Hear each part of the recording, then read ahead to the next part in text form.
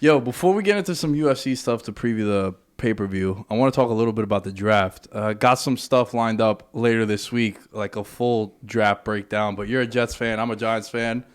Very rare that both our teams have everybody saying nice things about after the draft. I mean, I think the Jets had 3 first-round picks. They traded back in to get the dude from Florida State, Johnson, and it was a guy that they had third on their big board behind the 2 guys that they had up there.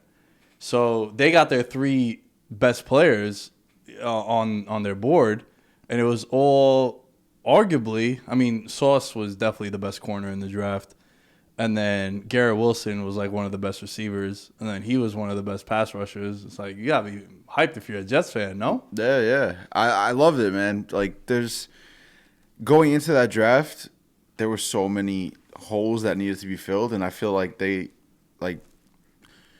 you drafted for need, which I like, because like all those guys, like you said, were still like top guys, like for best player available at that position too. So I love what they did in the draft, but I kind of like stop and think, because talk about how Debo is available. No one really knows how available he was because he's still on the Niners. But would you have traded 10? Like, you drafted Garrett Wilson. He might be good. He might be great. Who knows? But would you have traded that now, knowing like the pick, and acquire Debo if you're the Jets? Or you think it would have taken more to get Debo? Because 10 for a wideout is kind of a... I mean, if you're asking me personally, absolutely. I know you. You me, always like, I'm giving trade up the wideout. I'm trading draft picks together. Guy, first of all, Debo's Yeah. like 24, 25, right? And he does so much, and we've seen him be so productive. Like, dude was an All-Pro last year, I'm pretty sure. I'm almost certain he was an All-Pro.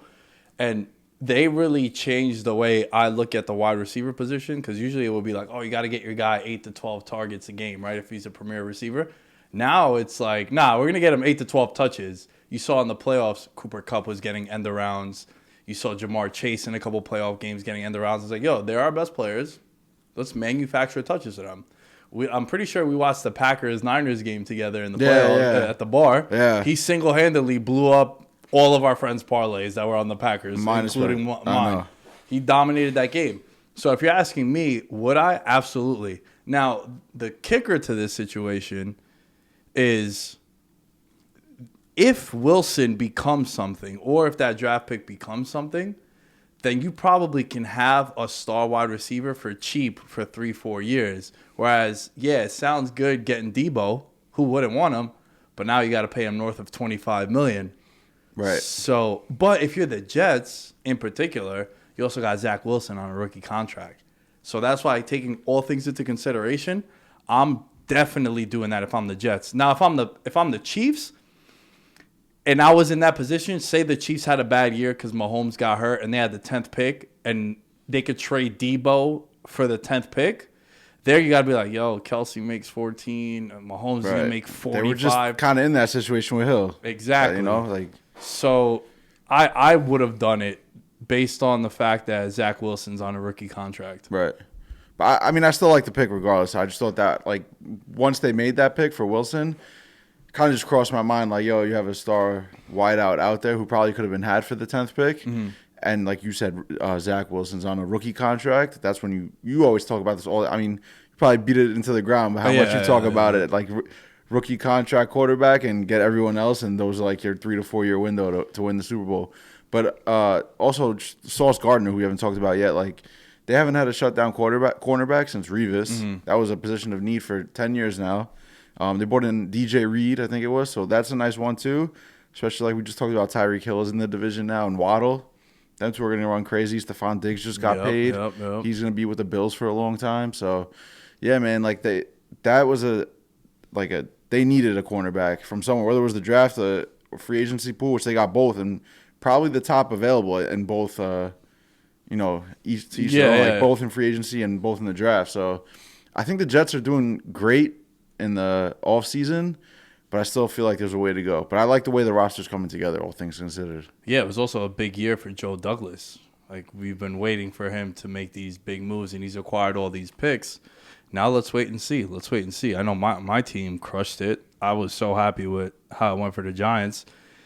They get Thibodeau, who Have you heard some of the reasons why he didn't go 1? Isn't it like motor? That people question his motor? No, man. So he came out. He's from LA, and they asked him about like playing in New York, and that's why sometimes if you listen to like regional content or if you listen to talk radio in Denver, you'll get a better indication of what the Broncos are like, what the vibe is over there. So they had him on the Michael Kay show, ESPN Radio in New York.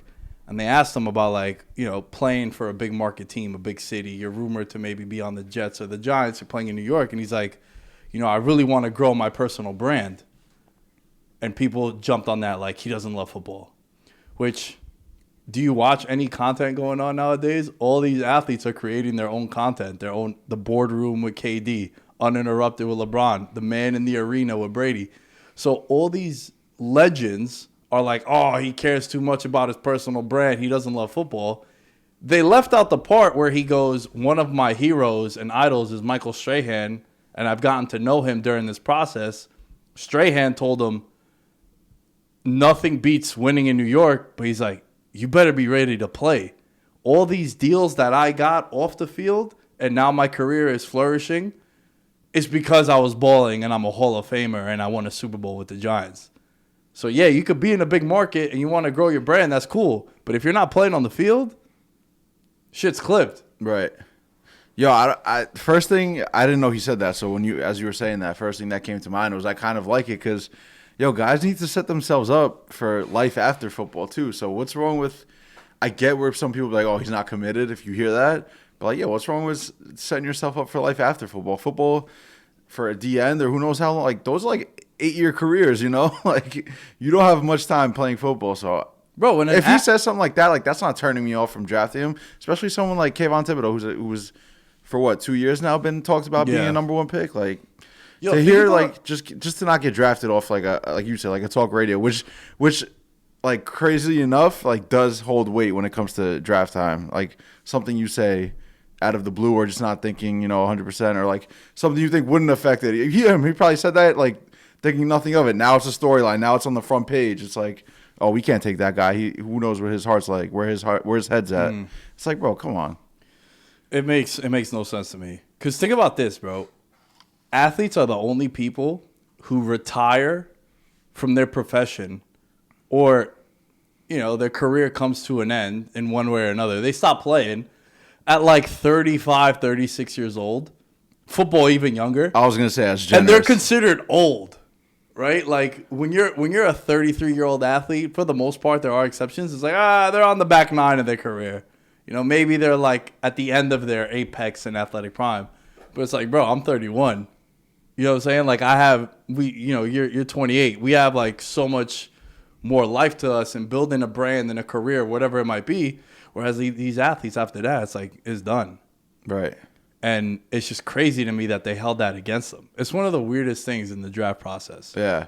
No, I agree. And like, it's funny too. Like I like look at the content you do with Blue Wire and the Win, how you had a show with Will Blackman. Like that guy set himself up to play. He's building his own personal brand through different things. Like, yeah, he was great at football and he had a long career, but what's life like after football? And that's kind of what, like when I hear those things, like I said, that's what I think Kayvon Thibodeau's like. When I hear that, that's what I think of. Like, yo, he wants to do, who knows what he has plans on doing, but he wants to do other shit to set himself up, not just play football. Yeah, and it blows my mind that people hold that against him or any athlete. Right. It's mind-boggling. Same thing. Like, I feel like more modern. Like Max Crosby does content with you, doesn't like with Blue Wire. So he plays football, and then when football's down or it's it's off season or other shit, he has some downtime. He's setting himself up otherwise. So nothing wrong with that. Yeah, man. To drop in the draft is just bananas. Yeah, it's wild. I mean, I'm happy about it. I mean, I remember watching some Oregon games because I'm a degenerate and it's a Saturday night game. It's 10:30 Eastern time. Always, yo, at the bar. Pac-12, baby. If I had to look and guess like what team I bet the most, it's like the Utah Utes because like they're on at 10 o'clock and we'll go out Saturday night. You have a couple beers and like, they're a 3-point favorite? Why not? I'll have a couple beers. The game's just getting started. Yeah. Yo, we're not leaving anytime soon. Right? Exactly. Give me something to watch. Cheers. I'll leave after the game, win or lose. Like, I'll be happy. Like, yo, I'm out. It's 1 a.m. I got to go home. Or they lost. I'm like, yo, I don't even want to be out here anymore. But, bro, people were hyping him up for a while. And I watched a couple of games. He's a game wrecker. And he just stood out. He just stood out watching him. And I spent a lot of time watching him and Gardner. Those are the two guys that I watched a lot of. Gardner's a problem, too, that the Jets got. Apparently, the Giants loved Neal and Thibodeau. And I heard from some people that I know at the Giants that there was 1-2 on their board. And when the Texans took Singletary. Stingley, right? The Stingley, yeah, Singletary, sorry. I'm looking at the Bills depth chart right now because it was something I want to mention. When they took him, the Texans did, it kind of threw the whole draft for a loop. That was like the first big shock. And I know it was at number 3. But then after that, it's like the Giants were, we're going to get one of our guys for certain. Even if the Jets if the Jets took Thibodeau because you needed a D end also. Right.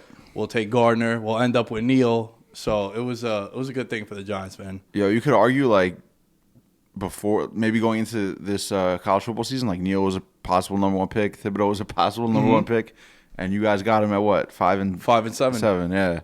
So, yo, both teams had great drafts in my opinion, but like, it's so weird. I don't know about you, but being a Jets fan, like people saying good things, so I'm like, yo, I don't. I'm kind of confused. Like, I don't know if this is good, and then it's all gonna go to shit because like. It's the Jets, or maybe it's good, and like maybe shit will come to fruition now. This is the first Giants draft in like the last 5 years where people did not shit on the first pick that they had. Think about it. It's been Tony. It's been the Daniel Jones class. Even Dexter Lawrence, who's still on the team. Bro, I remember going back to when I was in school, and I think you were at Syracuse for that draft when they took Justin Pugh. Yeah. And we're like, yo, what? I remember you were mad. You're like, yo, just like, what the fuck? Like, could have got him in the second. What are you doing? Hold on. I got a better one for you. I'm at Radio City with Allen, and the Giants take Justin Pugh, and I go, oh that's what it was. Okay. The people next to me are like, oh, what's wrong with Justin Pugh? You guys don't like him? I was like, I think we could have got him in the 3rd round. And the guy goes, oh, that's his family right there. I was like, still think we could have got him in the 3rd round? But Justin Pugh has played himself. He's like played like a first round pick through his whole career. And yo, he ended up. I want to be in a good pick. Like, yeah, but yo, the thing everyone was asking me like, yo, what do you want? What do you want? What do you want? Who do you want? I was like, you know what I really want? Honestly, what I really want? I want them to sign a second contract with the team. It's like, yo, the last like 15 years, I feel that only 3 players have signed a second contract with the Giants, and 2 of them they traded after. It was Odell and JPP. It's like, yo, you never re-sign, and then that's why shit falls apart. For the Jets, I think one of the last guys that signed a second contract and wound up being horrible was Mo Wilkerson. Like, like off the top of my head, Sheldon Richardson, like all these guys like that they drafted were gone. Yeah, early. That's not how you want to build your team. The Jets too. Brees Hall too, 2nd round pick, first running back off the board. Great talent, but I don't know. I scratched my head at that pick when you have Michael Carter. And whatever. But then again, BPA, who knows? Everyone else likes it, seems to like it on social media and in the media. Maybe I'm wrong. I don't know.